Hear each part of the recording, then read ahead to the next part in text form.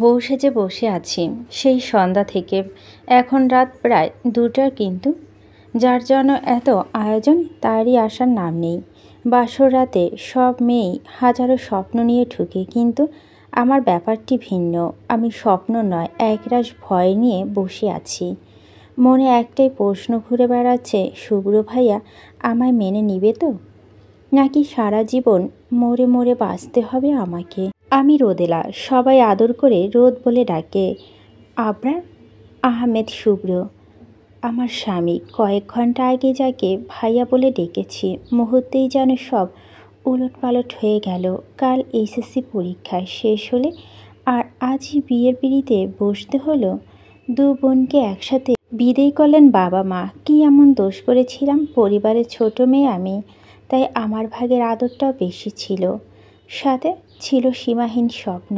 দরজা লাগানোর শব্দ পেলাম, হয়তো উনি এসেছেন। অপেক্ষার প্রহর কাটিয়ে অবশেষে তার আগমন ঘটল। আমি নিজেকে মানসিকভাবে প্রস্তুত করার চেষ্টা করছি, কারণ আমি জানি এখন যা হবে হয়তো কোনো মেয়ের জন্যই প্রত্যাশিত নয়। আমি চুপচাপ বসে আছি, হৃৎপিণ্ডে বেরিয়ে আসার উপক্রম। রুমে ভয়াবহ নিস্তব্ধতা। এই নীরবতা ভেঙে শুভ্র বলে উঠল, শুভ্র, রোদেলা, কেন করলে আমার সাথে এমন? আমার বাবা টাকার জন্য? তাছাড়া আর কী বা হতে পারে? তোমাদের মতো মেয়েদের কাজই হলো টাকার জন্য অন্যের জীবন নষ্ট করে দেওয়া। শান্ত গলায় আমি কি বলবো ভেবে পাচ্ছি না। উনি সব দোষ কত সহজে আমার ঘাড়ে দিয়ে দিলেন, সাথে খারাপ মেয়ের পদবি। আমি মিডল ক্লাস ফ্যামিলির মেয়ে, তাই বলে লুবি নই, কিন্তু আজ সে পদবিটাও পেয়ে গেলাম। হঠাৎ গায়ের কিছু পড়া ঘোর কাটল। প্রথমে বুঝতে না পারলেও কয়েক সেকেন্ড পরই বুঝতে পারলাম শুভ্র আমার শরীরে টাকা ছুঁড়ে ফেলছে আর বলছে, শুভ্র, আরও চাও টাকা? বলো, আরও চাও? কত টাকা দিলে মুক্তি দেবে আমায়, বলো। আমার চোখের পানি আর বাদ মানছে না। এই 17 বছর জীবনে কখনো নিজেকে এতটা ছোট আর অসহায় মনে হয়নি। ইচ্ছে করছে চিৎকার করে কান্না করি। শুভ্র, এসব নাটক বন্ধ করো। এসব করে আমাকে হাত করতে পারবে না, কখনোই না। আর হ্যাঁ, আমার আশেপাশে আসার চেষ্টা করবে না, তাহলে আমার খারাপ রূপটা দেখাতে বাধ্য হব আমি। দেখুন আপনি ভুল। কাপা স্বরে শুভ্র, চুপ, একদম চুপ। আর একটা কথাও না, জানো আমার তোমার প্রতি তাকে ঘৃণা হয়। তুমি সব জানার পর কিভাবে এমনটা করতে পারলে? ছি। বলে শুভ্র ব্যালকনিতে চলে গেল। আমাকে কিছু বলার সুযোগই দিল না। খুব ক্লান্ত লাগছে আজ, শরীর মনটা বড়ই ক্লান্ত আজ। বিছানার একপাশে গুটিসুটি হয়ে শুয়ে পড়লাম। বাবা মার কথা বড্ড মনে পড়ছে। কেন করলেন আমার সাথে এমন? কেন? লাইফটাকে যদি এডিট করা যেত তাহলে 25 সেপ্টেম্বর তারিখটাকে মুছে ফেলতাম আমার জীবন থেকে, সাথে শুভ্র নামের এই মানুষটাকেও। ফ্ল্যাশব্যাক। কলেজের শেষে বাসায় গিয়ে দেখি চারদিকে হইচই, বাড়ি ভরা মানুষ। কিছু বুঝে উঠতে পারছিলাম না। আম্মুকে জিজ্ঞেস করায় বলল, রুমু আপুকে নাকি দেখতে আসছে, তার জন্য এত আয়োজন। আশ্চর্য। রুমু আপুকে দেখতে আসবে ভালো কথায়, কিন্তু আমাদের বাসায় কেন? সামনে টেস্ট এক্সাম, কিছুই পড়ি নাই, তার মধ্যেই এত ঝামেলা, অসহ্যকর। বিকেলে ছেলেপক্ষ এলো। ছেলে সফটওয়্যার ইঞ্জিনিয়ার। কে জানে দেশে সফটওয়্যার ইঞ্জিনিয়ার বেশি হয়ে গেছে কিনা। সব বাপের মেয়ের জামাই এখন সফটওয়্যার ইঞ্জিনিয়ার। সবাই বেশ পছন্দ হয়েছে। ছেলে দেখতে মাশাল্লাহ। ছেলে বড় ফুপা বন্ধুর ছেলে, তাই আর জানাশোনা নিয়ে ঝামেলা করেনি কেউ। ঠিক হলো 25 সেপ্টেম্বরে কিছু মুরব্বী এবং কিছু আত্মীয় এনে ঘরোয়াভাবে বউ নিয়ে যাবে তারা। সেই 25 সেপ্টেম্বর যে আমার জীবনে কাল হয়ে তা তখন বুঝতে পারিনি। বিয়ে আর 10 দিন বাকি মাত্র। বাড়ির বড় মেয়ে বিয়ে বলে কথা, সবাই উৎসাহ আনন্দের সীমা নেই। আমিও বেশ আনন্দেই ছিলাম। কাজিনদের মধ্যে আমি সবচেয়ে ছোট, আর রুমু আপু বড়। দেখতে দেখতে এসে গেল সেই কালবেলা 25 সেপ্টেম্বর। সকাল থেকেই সবার ব্যস্ততা শুরু। সাজুগুজু করে কে কাকে হার মানাবে সেই চেষ্টা সবার। আমিও আর বসে থাকবো কেন? লাল কাতান শাড়ি, হাত ভরা চুড়ি, চোখে গাঢ় কাজল, লম্বা রেশমি চুলগুলো খুলে দিয়ে তৈরি হয়ে নিলাম। আমার আপুরা তো রীতিমতোই আটা ময়দা দোকান সেজে আছে। তাদের এক একজনকে চিনতে আমার ব্যাপক কষ্ট হয়েছে। যাই হোক, বর এলো, সাথে প্রায় 30 জন। এই 30 জনের মধ্যে একটা মুখ দেখে আমার সব আপুরা রীতিমতো গ্রাসিত। আর সেই একজন ছিল শুভ্র ভাই। আমিও যেন আর চোখে তাকাইনি তা নয়, সেই লেভেলের ক্রাশও খেয়েছিলাম, কিন্তু বড় আপুদের জিনিসে চোখ দেওয়ার সাহসই হয়নি। তাই প্রথম থেকে ভাইয়া বলেই মেনে নিয়েছিলাম। মজার বিষয় হলো, আজ আমি তারই বউ। বরপক্ষের খাওয়া শেষ হলে মার সাথে দাঁড়িয়ে কথা বলছিলাম। হঠাৎ কেউ একজন বলে উঠল, অরি। মা মনে হলো চমকে উঠল, পিছনে তাকিয়ে স্তব্ধ হয়ে গেল। তার চোখ যেন ছলছল করছিল। তা বেশ বুঝতে পারছিলাম, কিন্তু কেন তা কিছুতে বুঝে উঠতে পারছিলাম না। তাই একবার মা তো আরেকবার মধ্যবয়স্ক লোকটির দিকে তাকাচ্ছিলাম। লোকটির চোখে ছলছল করছিল। আমি আরও অবাক হলাম যখন দেখলাম মা লোকটিকে জড়িয়ে ধরে হাউমাউ করে কাঁদতে শুরু করলো। আমি স্তব্ধ হয়ে দাঁড়িয়ে আছি। মাকে কখনো এভাবে কাঁদতে দেখিনি। আর সবচেয়ে বড় কথা, লোকটিকে এর আগে তো কখনই দেখিনি। আমি আর ভাবতে পারছিলাম না। ছোট মাথায় হাজার প্রশ্নের স্তূপ নিয়ে অবাক বিস্ময়ে তাকিয়ে রইলাম। মা কান্নাজড়িত কণ্ঠে বলছিলেন, মা তুমি কেন এমন করলে? বলো কেন? এতটা ভালো হওয়ার কি দরকার ছিল? তোমাকে কত খুঁজেছি আমি, জানো? লোকটি জানি তো। মার মাথা হাত বুলে মুচকি হাসে। মা, না, জানো না, তুমি কিচ্ছু জানো না। হাউমাউ করে কাঁদতে কাঁদতে কোথায় ছিলে তুমি বলো? উত্তর দাও।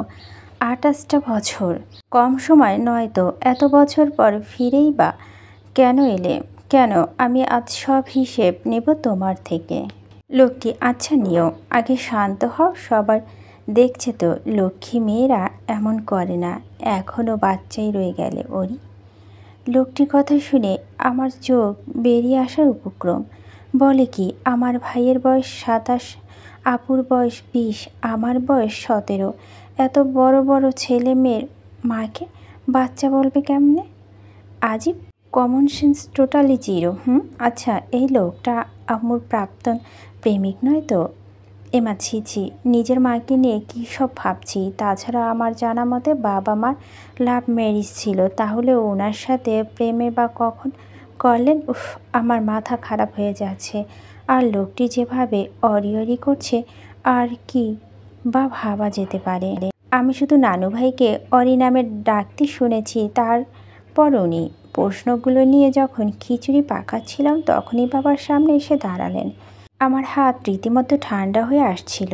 এটা যদি মার প্রাক্তন হয় তাহলে বাবা তো লঙ্কাকাণ্ড শুরু করে দেবেন। ভয়ে তো আমার গলা শুকিয়ে কাঠ।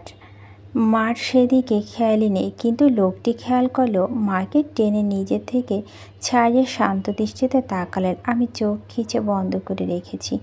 এখনই নিশ্চয় বাংলা ছবির মতো ফাইটিং শুরু হবে, কিন্তু একি কোনো শব্দই তো শোনা যাচ্ছে না। চোখ পিটপিট করে খোলে যা দেখলাম তার জন্য মোটেও প্রস্তুত ছিলাম না। বাবা লোকটিকে জড়িয়ে ধরে আছে। আমি অবাকে সপ্তম আকাশ পাড়ি দিয়ে শান্ত হয়ে দাঁড়ালাম। সব আমার মাথার উপর দিয়ে যাচ্ছিল। নিজের বইয়ে প্রাক্তনকে বুকে জড়িয়ে নিতে এমন পুরুষ মানুষের দুনিয়ায় আছে জানতাম না। আমার বাবার নাম অবশ্যই ইতিহাসের পাতায় ছাপানো উচিত। হঠাৎ বাবার কথায় ভাবনা ছেদ ফাটল। বাবা, রোতমা, এটা তোমার ইকবাল মাম্মু। আমি চিনতে পারলাম না। কখনো শুনেছি বলে মনে হয় না। ভদ্রতার খাতিরে বললাম, আসসালামু আলাইকুম মাম্মু, ভালো আছেন? ইকবাল মাম্মু, ওয়ালাইকুম সালাম। ভালো আছি মা, তুমি কেমন আছো? আমি, জি ভালো। মা, তুমি বিয়ে করনি? মানে পরিবার? ইকবাল, আরে তোমার ভাবিও এসেছে, সাথে 2 ছেলেও। মুচকি হেসে, দাঁড়াও পরিচয় করিয়ে দিই। কিছুক্ষণ পরই একজন মধ্যবয়স্ক মহিলা আর 2 জন ছেলে আমাদের দিকে এগিয়ে এলো। তারই মধ্যে একজন ছিল শুভ্র। ভাইয়া, আমার বুঝতে বাকি রইল না, উনি মামুর ছেলে। মামুর পরিচয় করিয়ে দিলেন। অত্র শুভ্র, তার 2 ছেলে। অত্র ভাইয়া ব্যবসার হাত দিয়েছে আর শুভ্র ভাইয়া অনার্স কমপ্লিট করেছেন, এবার ফাইনাল ইয়ার। মামনি তো আমাকে দেখেই জড়িয়ে ধরলেন। মামু নাকি মামনিকে মার কথা রোজ বলতো। বোনটাকে বড্ড ভালোবাসতেন তিনি। আমার নিজের গালে চড় মারতে ইচ্ছে করছিল। ছি ছি, আমি না জানি কি কি ভাবছিলাম। আজানের শব্দ বাস্তবে ফিরে এলাম। ঝটপট উঠে ফ্রেশ হয়ে নামাজ পড়ে নিলাম। এতক্ষণে খেয়াল হলো উনি রুমে নেই। হাজার হলো স্বামী তো চিন্তা তো হয়ই, কেমন যেন অস্থির লাগছে। হঠাৎ মনে পড়ল উনি তো কাল রাতে ব্যালকনিতে গিয়েছিলেন। দৌড়ে ব্যালকনিতে গিয়ে দেখলাম উনি ফ্লোরে পড়ে ঘুমাচ্ছেন, পাশে অসংখ্য সিগারেটের টুকরো। বুকের ভিতরটা কেমন যেন মোচড় দিয়ে উঠল। ওনাকে ডাকার সাহস করে উঠতে পারছিলাম না। যদি রেগে যান, ওনাকে আমি বরাবরই ভয় পাই, সে তো প্রথম দিনের কথা। ফ্ল্যাশব্যাক।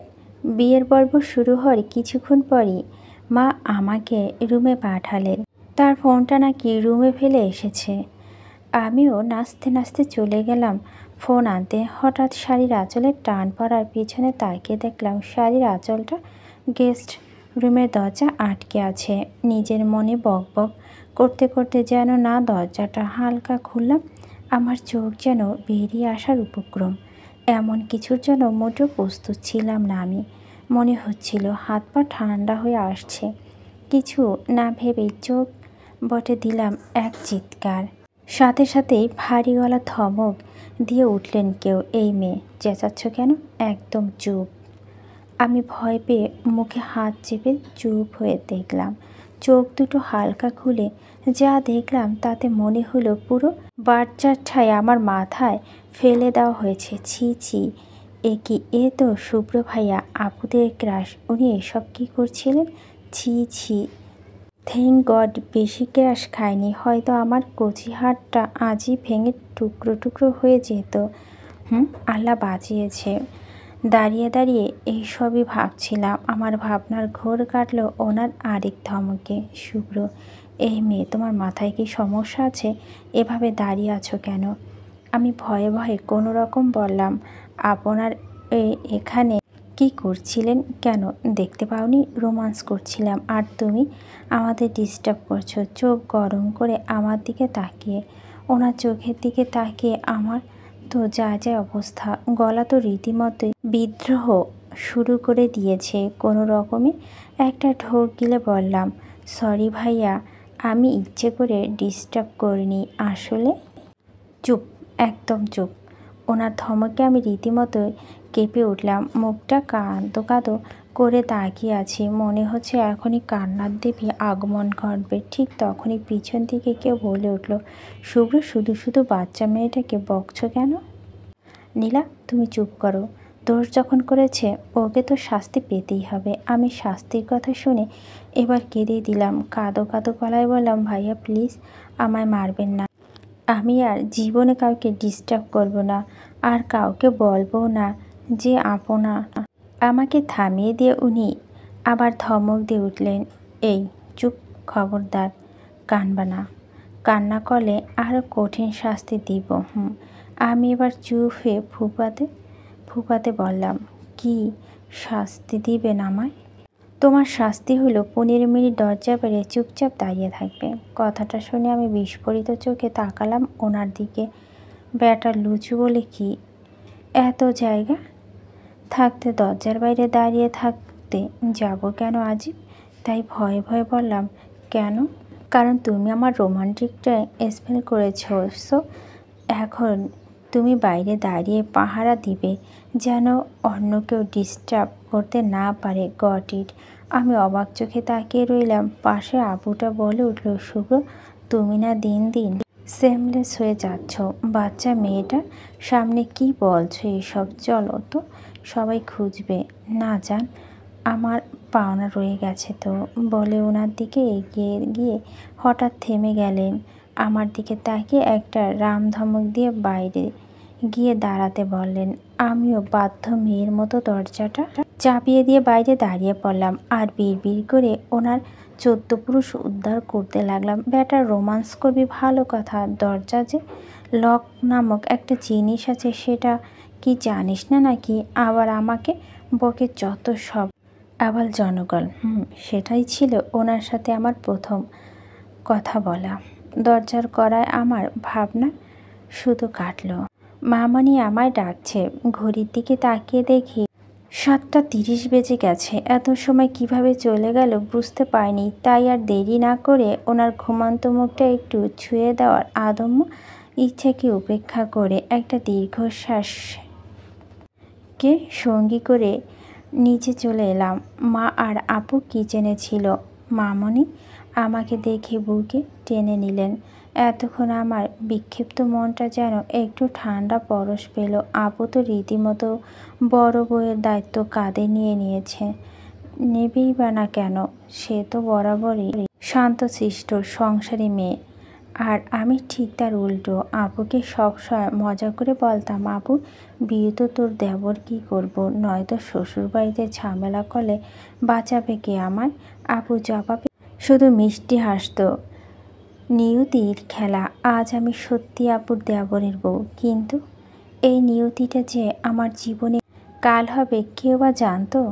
মামনি আর আপু টেবিলের খাবার সাজাচ্ছে। আমি শুধু দাঁড়িয়ে দাঁড়িয়ে দেখছি। এখানেও বাসার মতো আদর পাচ্ছি, ছোট বাচ্চাদের মতো। কিন্তু যাকে পাওয়ার তাড়নায় আমার কুরে কুরে খাচ্ছে, সে তো আমাকে সহ্যই করতে পারে না। মামনির ডাকে ফিরে তাকালাম। এক কাপ কফি হাতে ধরিয়ে দিয়ে বললেন, জামা শুভ্রকে কফিটা দিয়ে চটপট নিচে আসতে বল। ভয় মাথা ধুরু ধুরু বুক নিয়ে এগিয়ে গেলাম রুমের দিকে। উনি এখনও ওভাবে ঘুমাচ্ছে। কয়েকবার ডাকার পর যখন শুনলেন না, তখন কিছুটা বিরক্ত হয়ে ওনাকে হালকা ধাক্কা দিতে চোখ খুলেন। কিছুক্ষণ ভুরু কুঁচকে আমার দিকে তাকিয়ে থেকে ঝট করে উঠে বসলেন। ওনার চোখে রাগটা স্পষ্ট দেখতে পাচ্ছি। ভয়ে কাঁপা কাঁপা গলায় বললাম, আপনার কফি মা। আর কিছু বলার সুযোগ আমি পেলাম না। তার আগে গরম কফিতে ঝলসে গেল আমার হাত। বাবা মা, আপু আর ভাইয়া, আদরের পরিটা ছিলাম আমি। ফুলের টোকাও পড়তে দেয়নি আমার গায়ে। আর আজ আমি ওনার দিকে অবাক চোখে তাকিয়ে আছি। চোখ থেকে পানি পড়ছে অবিরল। মানুষ এতটা নিষ্ঠুর কি করে হতে পারে? আমি যে একজন মানুষ, আমারও যে কষ্ট হয় সেটা হয়তো উনি ভুলেই গেছেন। নিজে কষ্টটাকে আমার কষ্ট দিয়ে ঢাকার কি অসাধারণ প্রচেষ্টা। আমি কিছু বলার ভাষা খুঁজে পাচ্ছি না। সামনে দাঁড়িয়ে থাকা মানুষটাকে বড্ড উন্মাদ বলে মনে হচ্ছে। হঠাৎই আমার পড়ে লাল হয়ে যাওয়া হাতটা চেপে ধরলেন। ব্যথায় কুঁকিয়ে উঠলাম আমি, কিন্তু সেদিকে তার খেয়ালই নেই। মনে হচ্ছে আমার ব্যথাটা পৈশাচিক আনন্দ পাচ্ছেন তিনি। আমার চোখের পানিতে উপেক্ষা করে আরও শক্ত করে চেপে ধরে বলে উঠলেন, এই মেয়ে, কথা কানে যায় না? আমার থেকে দূরে থাকতে বলিনি? এত বেহাইয়া কেন তুমি? বাবাটাকে তো হাত করেছো টাকার লোভে, এখন আমাকে হাত করতে চাও? আরও শক্ত করে চেপে ধরে লাস্টবারের মতো অনিং করছি তোমায়। বিয়ে তো করেছো, বার কাছে আসার চেষ্টা করবে না। আমার কাছে আসার অধিকার শুধু শুধু নীলির। বুঝতে পারছো তুমি? হাত ছেড়ে দিয়ে চিৎকার করে তোমাদের মতো সো কল্ড মিডল ক্লাসে মেয়েদের বলে কোনো লাভ নেই। তোমরা হয়তো এসব উত্তরাধিকার সূত্রে পাও, তাই না? তাচ্ছিল্য হাসি দিয়ে এবার আমি আর চুপ থাকতে পারলাম না। নিজের পরিবারকে কেউ আমার সামনে নিঃসংকোচে অপমান করবে, আর আমি দাঁড়িয়ে দাঁড়িয়ে দেখছি, সেটা কিছুতেই মেনে নেওয়া যায় না। অনেক হয়েছে, আর নয়। নিজের রাগ, ক্ষোভ, অভিমান সব কিছু ভিত্তি করে অসীম সাহস নিয়ে ওনার কলার চেপে ধরলাম। ওনার রক্তচক্ষু চাউনি আমার নজর এড়ায়নি। কিন্তু না, আজ আর ভয় নয়। এই আধুনিক যুগে এসে মধ্যযুগে মহিলাদের মতো স্বামীর অত্যাচার মুখ বুজে সহ্য করব, এমন শিক্ষা বাবা আমায় দেয়নি। আপনার সাহস কী করে হয় আমার ফ্যামিলি নিয়ে কথা বলার? আমি চুপ করে আছি তার মানে এই নয় আপনি যা খুশি তাই করবেন। লিসেন মিস্টার শুভ্র, এত ন্যাকা সাজার চেষ্টা করবেন না। কি যেন বলছিলেন? আমি আপনাকে লোভে পড়ে বিয়ে করেছি, ইচ্ছে করলে আটকাতে পারতাম। আপনার জীবন নষ্ট করেছি ব্লাবলা। তাহলে এই একই প্রশ্ন যদি আমি আপনাকে করি তাহলে কেন নষ্ট করলেন আমার জীবন? কেন?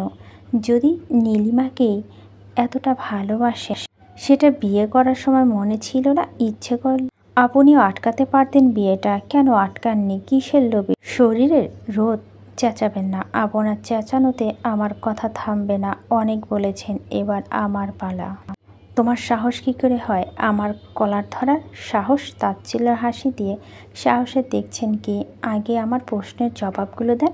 কেন করলেন বিয়েটা? নিশ্চয় বলবেন বাবা মায়ের মুখের দিকে তাকিয়ে, ওদের চাপে, আরও কত কিছু। তো মিস্টার শুভ্র, বাবা মা কি আপনার একাই আছে? আমার কি আকাশ থেকে টুক করে পড়েছি নাকি? নাকি আপনার বাবা মায়ের ইমোশন আছে, কষ্ট আছে, আর আমার বাবা মার নেই? তারা কি পাথর নাকি টাকা দিয়ে ওগুলো অনলি মি করে রেখেছেন? আর কি যেন বলছিলেন? টাকা? আই স্পিড অন ইয়োর মানি। আপনার টাকা ছুঁয়ে আমি নিজের হাত নোংরা করার বিন্দুমাত্র ইচ্ছা আমার নেই। আর আপনার কাছে যাওয়ার কথা? হাসালেন আমায়। আপনি ভাবলেন কি করে আপনি বলবেন আর আমি ঢ্যাং ঢ্যাং করে আপনার কাছে চলে যাব? আমি আপনার মতো থার্ড ক্লাস রুচি বহন করি না। আরে আমি আপনাকে অনার করছি। Don't try to touch me. আমি আপনাকে স্বামী হিসাবে মানি না। নিহাত বাবা মায়ের মুখের দিকে তাকিয়ে আপনাকে বিয়ে করতে বাধ্য হয়েছি। নয়তো আপনার মতো লো ক্লাস মেন্টালিটির কোনো লোককে আমি রোজ তাকিয়েও দেখতাম না। আর হ্যাঁ, এতদিন কিছু বলিনি তার মানে এই নয় যে আমি কথা বলতে পারি না। আমি চুপ করেছিলাম শুধুমাত্র আপনার কথা ভেবেছিলাম নীলিমা আপুকে হারিয়ে আপনি depressed. But I was wrong. আপনি ডিসপ্রেড নন, ইউ আর মেন্টালিটি সিক। আর কোনো সাইকোকে প্রশ্রয় দেওয়াটা প্রশ্নই আসে না। You got it. বলেই কলার ছেড়ে দ্রুত নিচে চলে আসলাম। ওনাকে দাঁড়িয়ে থাকা বিন্দুমাত্র শক্তি আর নেই। রুম থেকে বেরিয়ে কয়েক দফা জোরে জোরে শ্বাস নিলাম। মাই গড রোদ, I am proud for you. Wow brave girl. পুরাই নো বলে ছক্কা মেরে দিয়েছিস। ওহে ওহে। সাইকোটা মুখটা দেখার মতো ছিল। ইচ্ছে করছে লুঙ্গি ডান্স দে। ইস, আরে কে কোথায় আছিস? আমার প্রশংসা কর। অতি খুশি লাগে কেরে? এইসব ভাবতে ভাবতে বিশ্বজয়ী একটা হাসি দিয়ে নাচতে নাচতে নিচে চলে আসলাম। কিরে ছোট নাতবু, এত খুশি লাগছে কেন তোকে? বর বেশি বেশি আদর করেছে নাকি? মুখ টিপে হেসে আমি অধিক আনন্দে হিতাহিত জ্ঞান হারিয়ে দাদিকে জড়িয়ে ধরে ফেললাম। না গো বর, আমাকে নয়, আমি বরকে আদর করে এলাম। তাই বুঝি? বলে বুঝতে পারলাম। রং জায়গায় রং কথা বলে ফেলছি। ছি ছি আঙ্কেল ভাইয়া আন্টি সবাই সামনে কি বলে ফেলা? আল্লাহ মাটি ফাঁক করে নাও, নয়তো আকাশ ফুটো করে দাও। আমি আর বাঁচতে চাই না। আর চোখে সবাইকে দেখছি, সবাই মিটিমিটি হাসছে, ইভেন মামু। আজকে বুঝতে পারছি লজ্জা কাকে বলে, কত প্রকার ও কী কী। এর আগেও আমার ফলিশনেসের জন্য এমন পরিস্থিতিতে পড়তে হয়েছে আমায়, সেই দিনে এই খাটাসটার জন্য। আর আজও ফ্ল্যাশব্যাক।